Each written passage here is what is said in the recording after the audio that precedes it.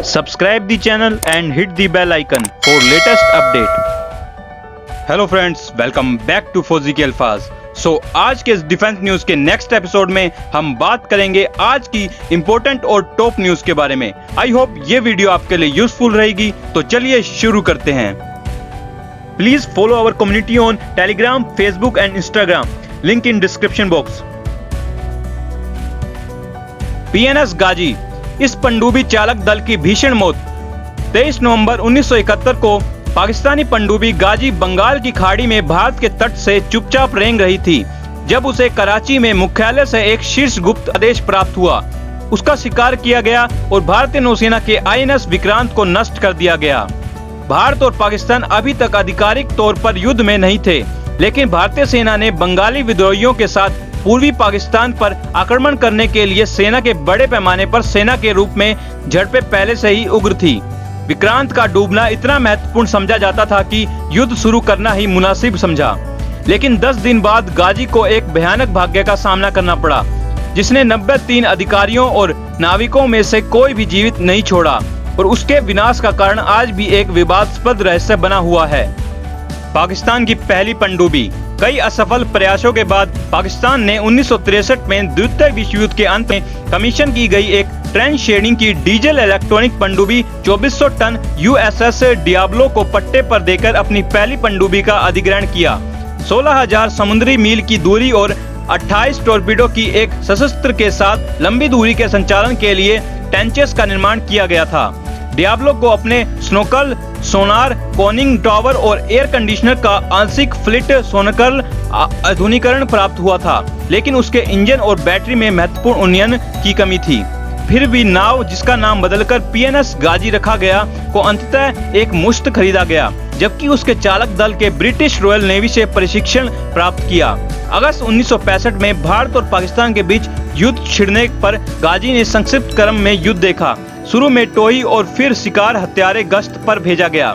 भारत का विक्रांत तब भी पसंदीदा लक्ष्य था, लेकिन वाहक की मरम्मत चल रही थी और उसने संघर्ष में भाग नहीं लिया। अंत में 17 सितंबर को गाजी ने भारतीय वायु रक्षा युद्धपोत ब्रह्मपुत्र माने जाने वाले एक जहाज का पता लगाया और जवाबी कार्रवाई से बचने के लिए गहरे गोता लगाने से पहले 3 टॉर्पीडो वाली लॉन्च की। चालक दल ने 3 विस्फोट को सुना और उन्हें डूबने का श्रेय दिया गया, लेकिन रिकॉर्ड यह नहीं दिखाते हैं।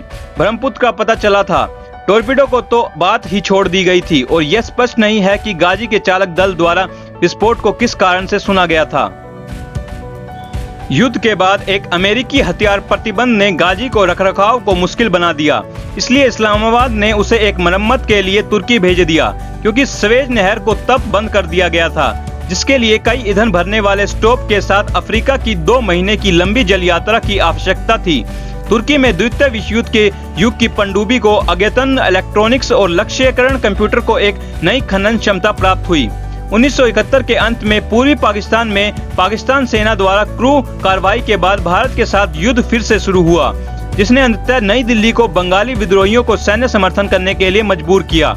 अगस्त 1971 में विक्रांत को संघर्ष की प्रत्याशा में बंगाल की खाड़ी में तैनात किया गया।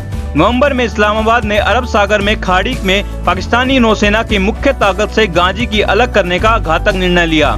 उम्मीद है कि विक्रांत पर एक भाग्यशाली हमला आसान संघर्ष में पाकिस्तानी को भाग्य की बदल सकता था। शिकार के दौरान गाजी विशाखापट्टनम में भारतीय नौसेना अड्डे में प्रवेश द्वार पर भी खदानें तैनात कर रह सकता था। पूर्वी पाकिस्तान में सहायता नौसैनिक बलों और अपर्याप्त बंदरगाह सुविधाओं की कमी और गाजी स्थिति के कारण यह एक अत्यधिक जोखिम भरा उपक्रम था, लेकिन 14 नवंबर को उसने कप्तान जफर मोहम्मद खान के नेतृत्व में भारतीय उपमहाद्वीप के चारों ओर अपनी यात्रा शुरू की। 6 दिन बाद बंगाल के बेबी में पहुंचा, लेकिन 23 नवंबर को विक्रांत को डुबाने की अनुमति मिलने के बाद खान का जहाज का शिकार करना दुर्भाग्यपूर्ण साबित हुआ। भारतीय नौसेना को पहले से ही गाजी के मिशन पर संदेह था, और इसके अलावा पूर्वी पाकिस्तान बंदरगाह चट्टानगांव को पनडुब्बी श्रेणी के तेल संग्रहकर तैयार करने के निर्देश देने वाले एक संकेत को रोक दिया। बाद में एक निगरानी मछली पकड़ने वाली नाव ने श्रीलंका के तट पर एक स्नोकल को देखने की सूचना दी। भारतीय नौसेना ने भ्रामक उपायों की एक श्रृंखला शुरू की, जो सफलतापूर्वक पाकिस्तानी की खुफिया जानकारी के लिए लीक हो गई थी। विक्रांत विशाखापट्टनम के पास रहा, जबकि वास्तव में वह अंडमान द्वीप समूह की ओर पूर्व की ओर बढ़ रहा था। इसलिए भारत के पूर्वी तट से दूर गाजी के पास विक्रांत का पता लगाने की कोई मौका नहीं था। अंत में 2 दिसंबर को खान ने विशाखापट्टनम में प्रवेश द्वार पर खदानें बिछाने के अपने माध्यमिक मिशन को लेने का फैसला किया, जो उनके लॉन्ग शो 2 दिसंबर की रात से शुरू हुआ था। लेकिन 3 दिसंबर की दोपहर में पाकिस्तान ने भारतीय हवाई अड्डों पर एक असफल पूर्व खाली हमला किया। खुला युद्ध अब हाथ में था और आधी रात को आर क्लास विध्वंस राजपूत चुपचाप विशाखापट्टनम बंदरगाह से विक्रांत से मिलने के आदेश के साथ विशाखापट्टनम बंदरगाह के बाहर निकल गया और यदि संभव हो तो गाजी को डूबो नहीं।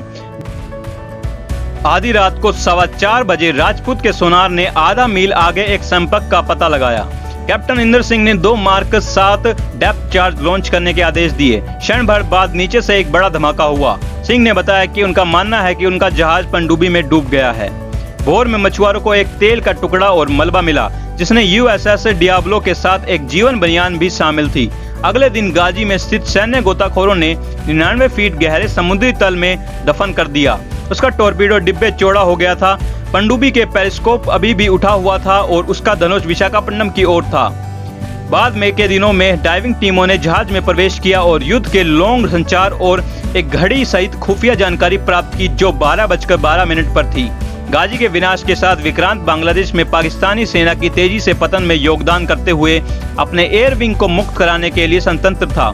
युद्ध के बाद पाकिस्तान ने गाजी के दल के शहीद नायकों के रूप में याद किया, लेकिन नौसेना ने नुकसान के सामरिक हार के रूप में नहीं, बल्कि अपने सुरक्षा मानकार के सुधार के कारण के रूप में माना।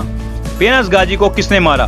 भारतीय नौसेना राजपूतों को गाजी के डूबने का श्रेय देती है, जो द्वितीय विश्व युद्ध के बाद युद्ध में नष्ट हुई गाजी को एकमात्र जलमग्न पनडुब्बी बना देगा। लेकिन पाकिस्तान खाते इस बात पर जोर देते हैं कि गाजी को एक दुर्घटनाग्रस्त का सामना करना पड़ा, शायद उसकी अपनी एक खदान का शिकार हो गया। हालांकि कुछ लोग पाकिस्तान संस्करण को राष्ट्रीय गौरव से उत्पन्न होने के रूप में खारिज कर सकते हैं। कुछ भारतीय नौसेना अधिकारियों ने दावा किया है कि भारतीय नौसेना ने जानबूझकर उन दस्तावेज को खो दिया है या नष्ट कर दिया है, जो इस कथा को जटिल बनाते हैं कि गाजी राजपूत द्वारा डुबा गया था। शायद उस समय की पहली बार युद्धकालीन ब्लैकआउट ने गाजी के दल को अपने स्वयं के खदान की स्थिति के रूप में बुरी तरह से विचलित कर दिया था और गहराई से चार्ज करने के बाद राजपूत पर देखा गया विस्फोट वास्तव में गाजी के एक खदान के कारण हो सकता है। लेकिन अगर गाजी के टॉर्पीडो या खदान में मारा गया था तो उसका धनुष बाहर की ओर क्यों फटा, जैसा कि एक आंतरिक विस्फोट से? एक सिद्धांत यह है कि गाजी ने राजपूत से बचने के लिए केवल अपने धनुष के लिए समुद्र तल को प्रभावित करने के लिए अपने हथियारों को विस्फोट करने के दुर्घटनाग्रस्त कर दिया। अपरिचित खानों के साथ हैंडलिंग त्रुटि भी संभव है। एक और संभोग सिद्धांत यह है कि गाजी की लेड एसिड बैटरी चार्ज करते समय निकलने वाले ज्वलनशील हाइड्रोजन गैस बिजली की चिंगारी के कारण जल जाती है। गाजी की लॉन्ग बुक ने हाइड्रोजन गैस के उच्च स्तर की रिपोर्ट की थी, लेकिन तब क्या लॉन्ग बुक को एक भीषण विस्फोट में नहीं जलाना चाहिए था?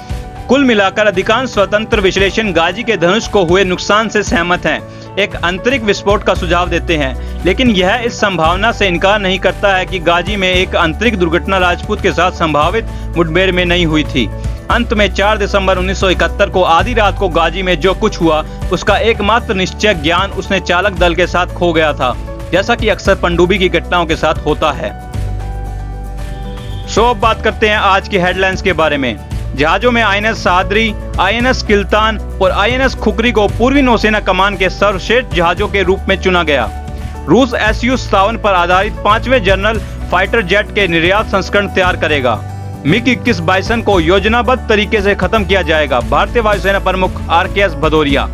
रक्षा मंत्री ने 12 सड़कें खोली, चीन के साथ स्टैंड ऑफ में सीमा के बुनियादी ढांचे को मजबूत करता है। सो आज के इस डिफेंस न्यूज के एपिसोड में बस इतना ही। आई होप ये वीडियो आपके लिए यूजफुल रही होगी। प्लीज इस वीडियो को लाइक एंड शेयर करें और चैनल को सब्सक्राइब करें। I will see you on the next video. Take care and Jai Hind. Subscribe the channel and hit the bell icon for latest update.